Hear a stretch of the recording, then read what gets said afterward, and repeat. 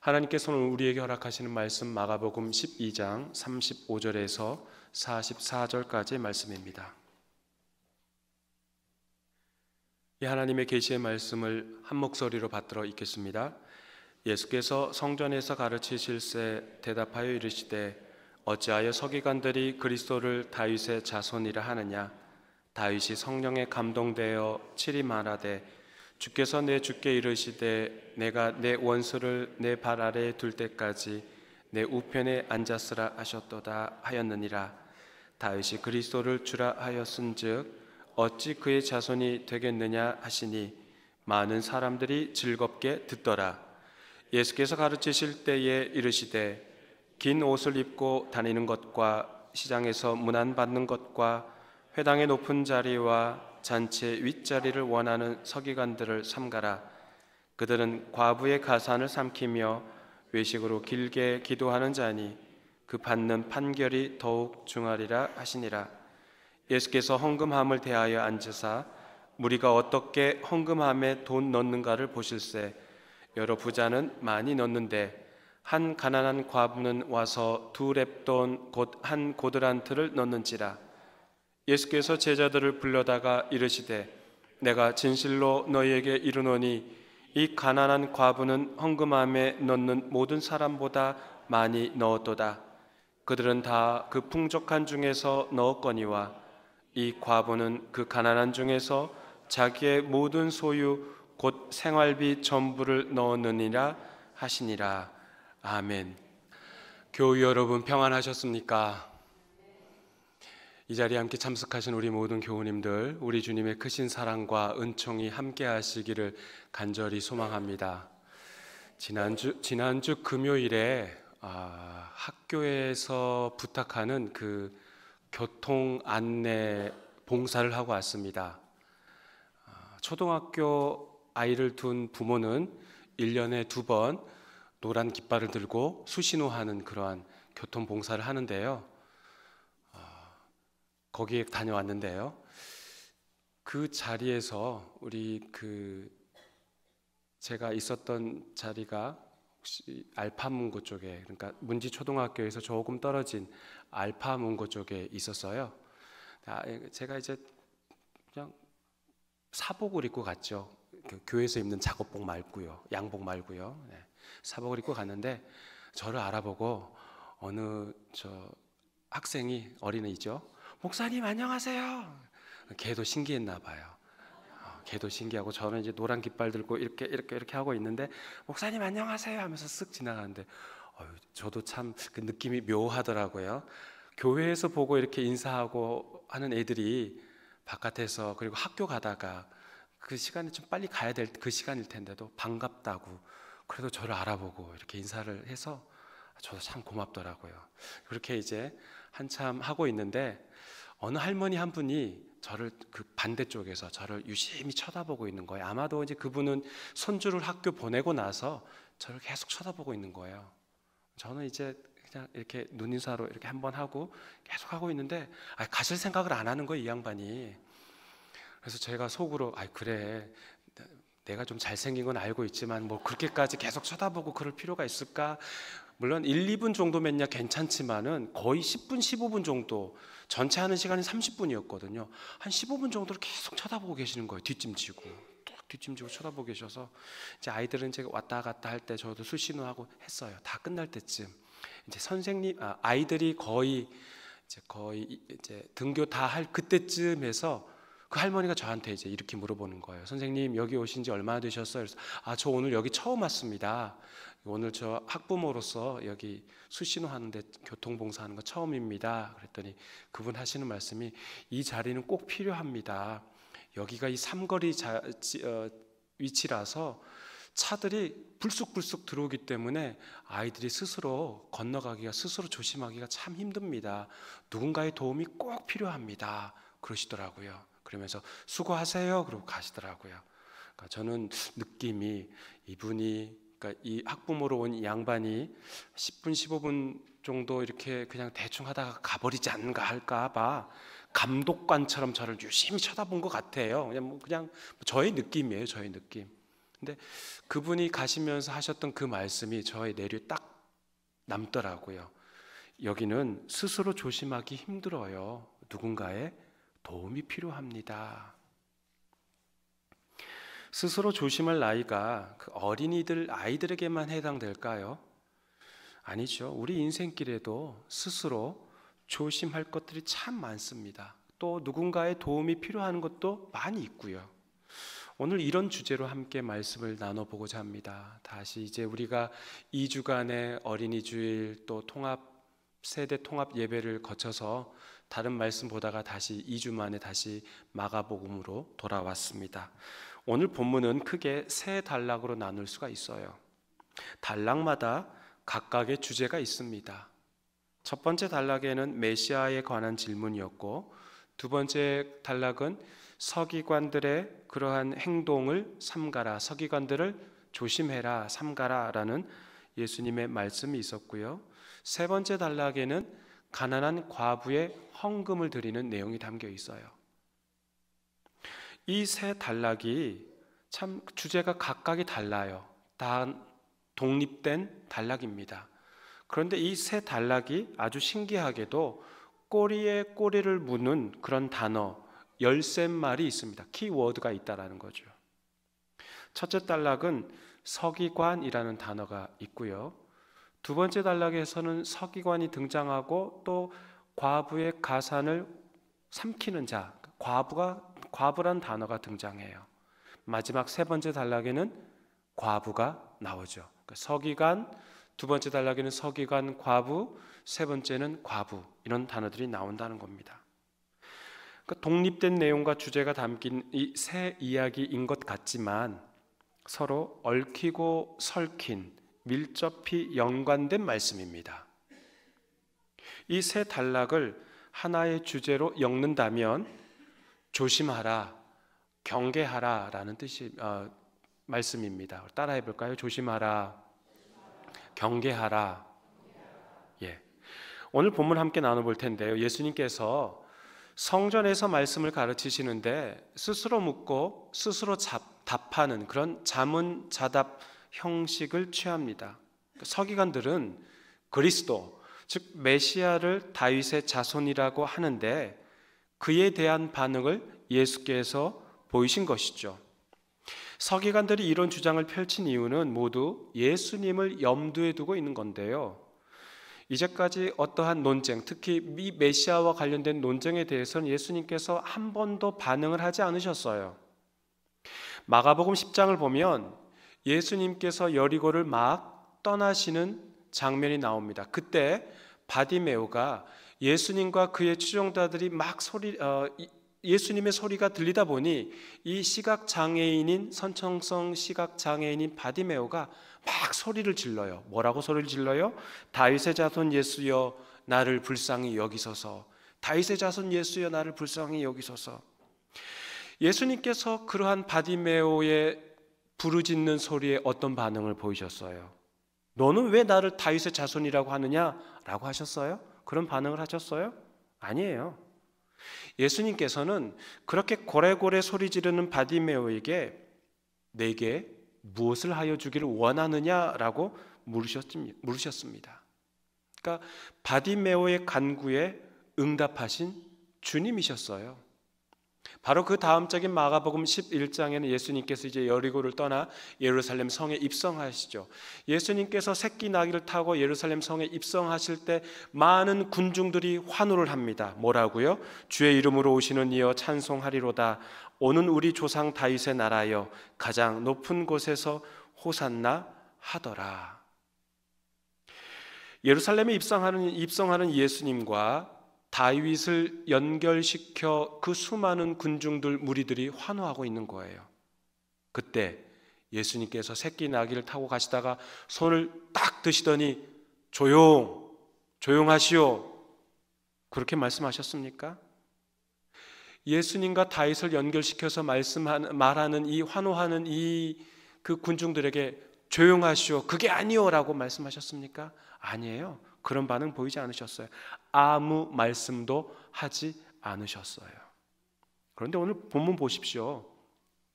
다윗의 자손이라고 칭할 때도, 또 예수님을 다윗과 연결시켜 환호성을 지를 때도 아무 반응을 보이지 않으신 예수님께서 왜 서기관의 언급에 대해서는 반응을 적극적으로 하신 것일까요?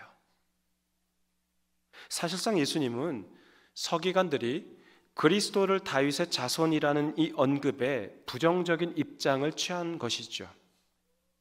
예수님께서는 구약성경 시편 110편 1절 말씀을 인용하며 말씀을 하십니다. 마가복음 우리 36절 말씀 함께 읽어보겠습니다.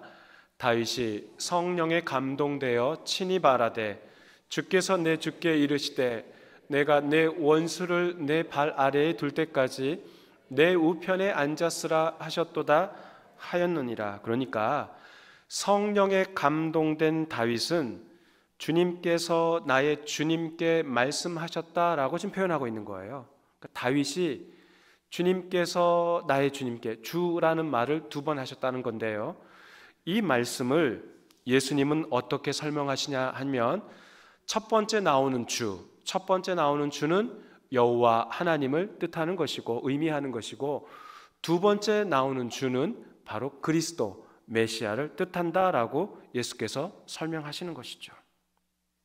시편의 이 말씀을 근거로 다윗이 그리스도를 주라고 말했는데, 그렇다면 어떻게 그의 자손이 되겠느냐라고, 다윗이 어떻게 그의 자손이 그리스도가 자손이 되겠느냐라고 예수님께서 말씀하시고 있는 것이죠. 즉 예수님은 시편 말씀을 인용하면서 그리스도를, 또 메시아를, 하나님의 영광과 권세를 공유하는 인물로 이해하고 있는 겁니다. 이것은 예수님께서 이해하신 하나의 메시아의 상, 메시아의 관입니다. 그렇죠. 예수님이 육신으로는 다윗의 자손으로 온 것은 맞습니다. 마태복음 1장에 보시면 예수님의 가계도가 나오잖아요. 예수님의 육신의 아버지는 요셉이고, 요셉의 조상 거슬러 올라가면 어디까지 올라가요? 다윗까지 올라가요. 그러니까 예수님이 육신으로는 다윗의 자손이 된 것은 맞습니다. 인 것은 맞습니다. 그런데요, 지금 예수님이 생각하는 그 메시아 상과 또한 유대인들, 특히 이 서기관들이 생각하는 메시아 상이 전혀 다르다는 거예요. 유대인들, 서기관들에게 있어서의 그 메시아 상은 군사적인 메시아예요. 군사적인 메시아. 현재 지금 이스라엘이 독립국가입니까? 아니에요. 어떤 제국에 속박되어 살고 있어요? 로마 제국에 속박되어 살고 있어요.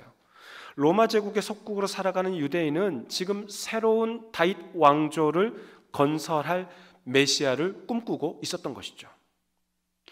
예수께서는 예수께서 지금 서기관을 놀리는 것 같아서 이 37절 하반절에 나와 있는 많은 무리들은 그 사람들이 즐겁게 들었다라고 나옵니다. 그러니까 어떻게 다윗이 그리스도의 자손일 수 있느냐라고 하면서 시편 110편의 말씀을 들어서, 봐라, 다윗은 주라고 고백하지 않았느냐, 그런데 어떻게 그의 후손이라고 말할 수 있느냐, 이 이야기를 즐겁게 들었던 사람들이 그것 때문에 이제 막 희희낙낙한 것이죠. 그런데 지금 이 말씀을 그냥 즐겁게 듣고 끝날 일입니까? 아니에요. 지금 예수께서 정말 하고 싶으신 말씀은, 서기관 너희들은 하나님이 약속하신 그리스도를 기다리는 것이 아니라, 하나님이 약속하신 메시아를 기다리는 것이 아니라 너희들이 원하는, 너희들이 바라는 그런 메시아를 기다리고 있다라고 보는 겁니다. 그 누구보다도 성경에 대해서 잘 안다는 서기관들에게 예수님께서 한 방 먹이신 것이죠. 서기관들이 기다리는 메시아는 어떤 메시아예요? 군사적인 메시아, 정치적인 메시아입니다. 다윗의 후광을 입고 정치적인 인물로서 로마 제국으로부터 독립하여 제2의 다윗 왕조를 부흥하며 꿈꾸는 자가 바로 그들이 바라는 메시아였어요. 이런 서기관에게 성경을 배우는 자들아 조심하라, 그런 뜻입니다. 그저 재미있는 이야기로 치부하지 말고 예수님께서는 서기관들이 가르치는 그 메시아는 잘못된 메시아이니 조심하라라고 무리들에게 가르치고 있는 겁니다. 교우 여러분, 조심해야 할 것이 우리 주변에 참 많습니다. 특히 100% 완전하게 성경을 가르쳐 주겠노라고 현혹하는 자들이 많습니다. 대학에도 있고요, 온라인을 통해서도 나오고요, 또 길거리에 가서도 그런 사람들을 종종 만날 수 있습니다. 자의적인 해석으로 기성교회를 비난하면서 이제까지 전혀 들어보지 못한 해석이 있으니 한번 와보라고 꼬드기기도 합니다. 독특한 해석, 한 번도 들어보지 못한 해석, 이런 유혹에 결코 넘어가셔서는 안 됩니다. 2000년간 주님의 말씀을 읽고 이해하고 해석하였는데 독특한 해석이 어디 있겠습니까? 그들이 추앙하는 교주와 연결시켜 하는 해석이라면 독특한 해석이겠죠. 여러분, 속지 마십시오. 해 아래 무엇이 없어요? 새 것이 없어요. 해 아래는 새 것이 없어요. 유혹에 휘말리지 마십시오. 오늘 본문에 나오는 무리들처럼 그저 즐겁게 듣고 말면 되겠지 하는 생각을 하시면 안 됩니다. 조심하십시오. 앞 단락에서 유대인들, 특히 이 서기관들의 그러한 그릇된 메시아관에 대해서 주님께서 말씀하셨습니다. 그들의 생각, 그들의 사상에 대해 말씀하시고 이제 그들의 행동에 대해 언급하십니다. 서기관들 중에는 이 세 가지 특별한 경향을 보였는데요. 첫 번째로는 긴 옷을 입고 다니는 것, 두 번째로는 시장에서 문안받는 것, 문안 인사받는 것, 세 번째로는 회당의 높은 자리와 잔치 윗자리를 원하는 것, 이 세 가지의 경향을 보였습니다. 이들은 긴 옷을 입고 다녔어요. 이 긴 옷이라고 표현된 이 헬라어 단어 스톨레, 이 스톨레가 뭐냐면 이 설교 단상 앞에 있는 이거 있죠, 요거 천, 하얀 천, 각 교회 절기에 따라서 하얀색, 초록색, 보라색, 빨간색으로 바꾸는 천, 이걸 스톨레라고 합니다. 스톨레. 또한 이러한 긴 옷, 제가 입고 있는 이 옷을 스톨레라고 해요. 제가 여러분께 여쭤보겠습니다. 제가 이 옷, 이 가운, 이 스톨레를 입는 이유가 무엇일까요? 멋지게 보이려고요? 이런 질문 한 번도 생각해 보신 적 없으셔요? 목사가 왜 저런 옷을 입고 있을까? 왜 또 어떨 때는 검은 옷을 입고 있을까? 한 번도 생각해 보신 적 없어요? 조금 있으면 날이 더워질 텐데 정말 내가 보기에도 갑갑하다, 답답하다, 이런 생각 한 번도, 절 위해서라도 한 번도 생각해 본 적 없으세요? 네, 괜찮습니다. 네. 이 스톨레를 걸치는 이유는 주님, 저는 참 더러운 죄인입니다. 주님 앞에 감히 설 수 없는 자입니다. 그런데 주님 앞에 서기 위해서 제가 이 옷을 걸치고 저의 모든 더러운 것들은 다 이 안에 감춰주시고, 인간적인 생각과 인간적인 말은 전부 다 감춰주시고 뒤로 감춰주시고 오직 하나님의 말씀만이 드러나게 하시옵소서. 성령께서 오직 그 인간의 모습은 다 감춰주시고 성령의 말씀만, 성령의 능력만이 드러나게 하여 주옵소서라는 뜻으로 이것을 걸치고 있는 거예요. 그런데요, 제가 이 가운, 이 스톨레를 여기 이 예배당에서 예배 드릴 때 주일뿐만 아니라 또는 결혼 예식을 하거나 장례 예식에 집례를 할 때 그때뿐 아니라 제가 이 옷을 입고 밖에 나가서 장을 보러 간다고 한번 생각해 보세요. 또는 제가 여기 이름 참 특이하던데 타슈 이 따르릉이를 타고 제가 이걸 타고 다니면서 막 타고 다니면서 교인들을 보고 이렇게 인사하고 간다고 생각해 보세요. 웃겨요, 안 웃겨요? 안 웃겨요? 거룩해 보여요? 이거 타고 자전거 타슈 타고 가면서 집사님 안녕하세요 이러면은 뭔가 좀 있어 보여요? 웃기죠. 웃기다 못해 저 김 목사 오늘 뭔가 조금 머리가 아픈가 보다, 참 큰일이다, 기도해 줘야겠다, 이런 마음 들 거 아니에요. 그렇죠. 근데 이 스톨레를 이 지금 서기관들이 자신들이 마치 자기 신분의 상징이라고 생각하고 입는 거예요. 그런 옷을 입고 다니면서 시장에서 인사받기 좋아하고 윗자리 상석에 항상 앉기를 원하였답니다. 그래요. 100번 양보해서 서기관들, 그들만의 패션이라고 생각한다면 눈 한 번 감아줄 용의는 있습니다. 그렇게 긴 옷을 입고 다니며 많은 사람들로부터 공경을 받는다고 해서 돈이 생겨요? 뭐가 생겨요? 돈이 생겨요? 안 생겨요? 갑자기 왜 돈 이야기를 하냐고요? 위선자와 같은 모습으로 살아가는 그 서기관들에게 마지못해 인사하는 사람들로부터 그런 가식적인 공경을 받는다고 해서 돈이 생겨요? 돈이 생기지 않아요? 돈 생길 일이 하나도 없죠. 그럼 어떻게 해야 돈이 생겨요? 서기관들이 스스로 알아서 잘 챙겨야 돈이 생기는 거죠. 본문 40절 말씀 함께 읽어보겠습니다. 그들은 과부의 가산을 삼키며 외식으로 길게 기도하는 자니 그 받는 판결이 더욱 중하리라 하시니라. 지금으로부터 2000년 전이니까요. 2000년 전에 그 당시에 글을 아는 사람이 많았을까요? 적었을까요? 적었죠. 글을 아는 사람도, 글을 읽는 사람도, 글을 쓸 수 있는 사람도 극히 드물었을 겁니다. 적었을 거예요. 그러니 남편이 살면서 미리 유언을 남기기도 합니다. 그때마다 글을 잘 알지 못했기 때문에 글 아는 사람을 섭외했겠죠. 부탁했겠죠. 그래서 자신의 유언장이나 재산 양도 증서를 쓸 때 글 아는 사람을 데리고 왔겠죠. 그게 누구예요? 서기관이에요. 서기관.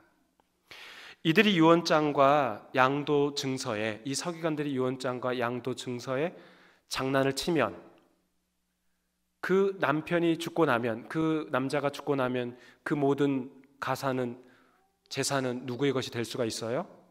서기관이 될 거예요. 서기관의 것이 될 수 있는 것이죠.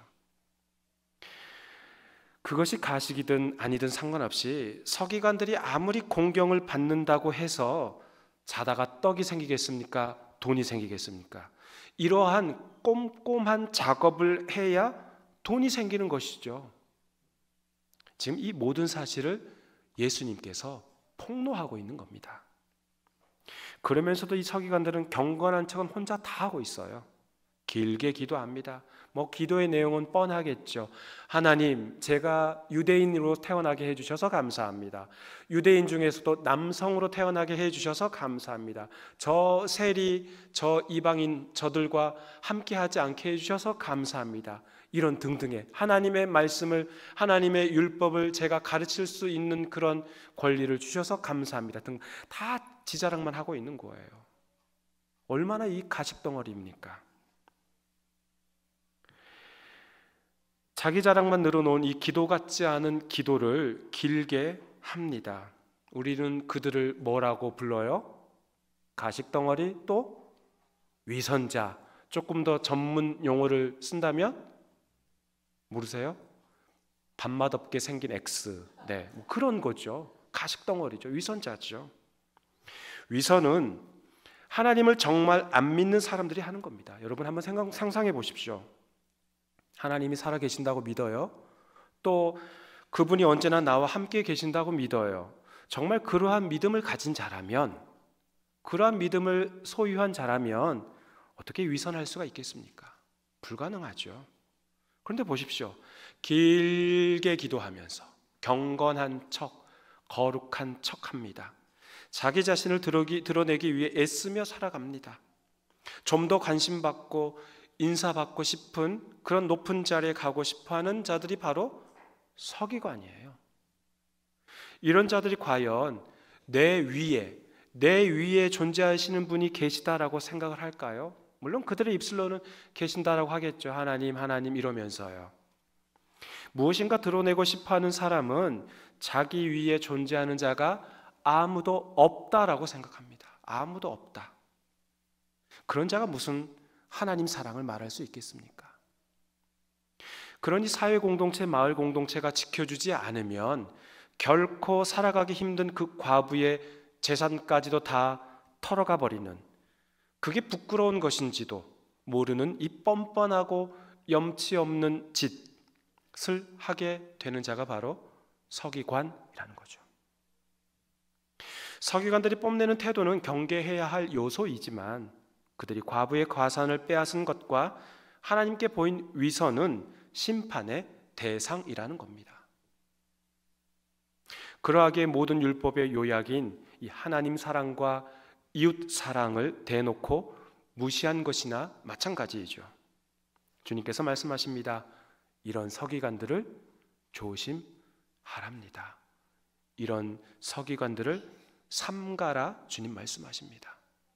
경건한 척, 거룩한 척, 자기의 모든 것을 다 빼어줄 것처럼, 다 내줄 것처럼 하는 그런 사랑하는 척, 이 척척 잘난 이들을 조심하라는 거예요. 오늘 본문 41절 42절 말씀 함께 읽어보겠습니다. 예수께서 헌금함을 대하여 앉으사 무리가 어떻게 헌금함에 돈 넣는가를 보실새 여러 부자는 많이 넣는데 한 가난한 과부는 와서 2렙돈 곧 한 고드란트를 넣는지라. 한번 상상해 보십시오. 참 재미있는 장면이에요. 성전에 사람들이 들어옵니다. 헌금함이 보여요. 그 헌금함에 헌금을 넣고 들어가는 거예요. 지금 그 장면을 헌금함 맞은편에 예수님과 다른 무리들이 앉아서 그 헌금함에 사람들이 넣고 가는 것을 보고 있는 거예요. 재밌지 않아요? 쟤는 얼마 넣구나. 지금 그런 거 지금 보고 있는 거예요. 당시 돈은 동전이었기에 소리가 땡그랑 소리가 났겠죠. 부자들은 많이 했답니다. 뭐 돈의 액수도 많았겠지만 그 땡그랑 들어가는 소리가 얼마나 많았겠어요. 땡그랑 이랬겠죠. 아시다시피 성전에는 여러 장소가 있습니다. 이방인의 뜰도 있고 여인의 뜰도 있고 성소로 들어가면 성소 안에는 제단도 있고 또 하는 희생 제물을 잡는 그런 희생 도축 자리도 있고 또 물두덩도 있고 또 그 안에 들어가면 지성소라는 것도 있고요. 그러니까 성전 안에는 다양한 기능의 장소가 있어요.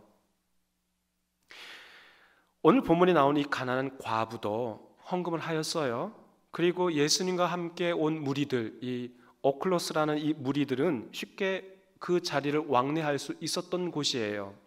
그러면 헌금함이 놓인 자리는 여인의 뜰에 위치한 자리가 분명한 겁니다. 여인도 그곳에 헌금함을 넣을 수 있고 또 많은 사람들이 왔다 갔다 왕래하는데 아무 제한을 받지 않는 장소였기 때문에 여인의 뜰의 자리가 위치하는 것이 분명합니다. 이 당시에는 성전 앞에다가 헌금함을 무려 13개나 놓았답니다. 어마어마하죠. 그 모든 헌금함은 전부 성전 유지용으로 사용되었습니다. 그러니까 서기관과 대제사장이 이 헌금을 관리하는 자들이었습니다. 보십시오. 여인의 뜰에다가 헌금함을 놓았다는 것은 무엇을 뜻합니까? 그러니까 일반 여인들뿐만 아니라 마을 공동체의 도움을 받지 않으면 전혀 살아갈 수 없는 과부에게도 헌금을 강요했다는 것이죠. 서기관들이 헌금을 내야만 되는 그런 분위기로 만든 겁니다. 여러 부자들과 과부가 헌금을 넣고 있는 것을 지금 예수님과 무리들이 보고 있었습니다. 그렇다면 이런 장면을 여러 사람들이 헌금을 넣고 들어가는 장면을 서기관들도 볼 수 있을까요? 없을까요? 그 헌금함을 관리하는 서기관들도 그런 장면을 얼마든지 볼 수 있을까요? 없을까요? 있어요. 당연히 볼 수 있죠.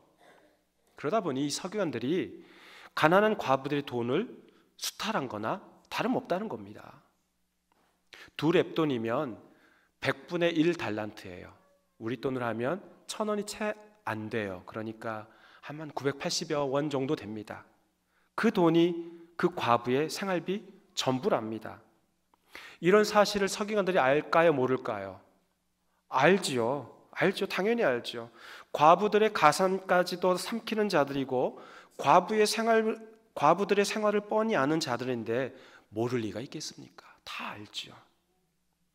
어떻게 해서든지 성전 유지 비용으로 사용하고자 채 1,000원도 되지 않은, 그래서 그것을 헌금함에 넣으면 끼니를 굶어야 하는데도 과부들이 그 헌금함을 그냥 지나칠 수 없도록 여인의 뜰에 헌금함을 설치하였다는 게 이 서기관들이 얼마나 옹졸하고 비열합니까? 외식하는 서기관을 조심하라고 주님 말씀하십니다. 생활비까지 뜯어내서 헌금함에 넣도록 반강제 강요하는 서기관을 조심하라 말씀하십니다. 그러면서도 이 서기관들은 기도를 길게 하면서 경건한 척, 거룩한 척은 다 하는 겁니다. 말씀을 맺습니다. 서기관, 히브리 말로는 소페르라고 하는데요, 이 서기관은 성경을 필사하는 자들이에요. 여러분들도 성경 이렇게 필사 많이 해보셨죠? 이들은 성경을 필사하는 자들이에요. 하나님의 말씀인 성경을 똑바로 써서 전달하는 위치에 있는 자들입니다. 게다가 그들은 하나님의 말씀을 많이 아는 지식층들이에요. 그런데 보십시오. 하나님의 말씀을 자의적으로 해석하여 메시아를 군사적인 메시아, 정치적인 메시아의 관점을 갖도록 백성들을 가르쳐 왔습니다. 거룩한 척, 경건한 척을 하면서 타인에게 인정받고자 높은 자리를 차지하던 그런 가식덩어리 위선자들이었습니다. 헌금함 관리자인 그들은 과부들의 생활비까지 탈탈 털어 반강제적으로 헌금하도록 만든 장본인입니다.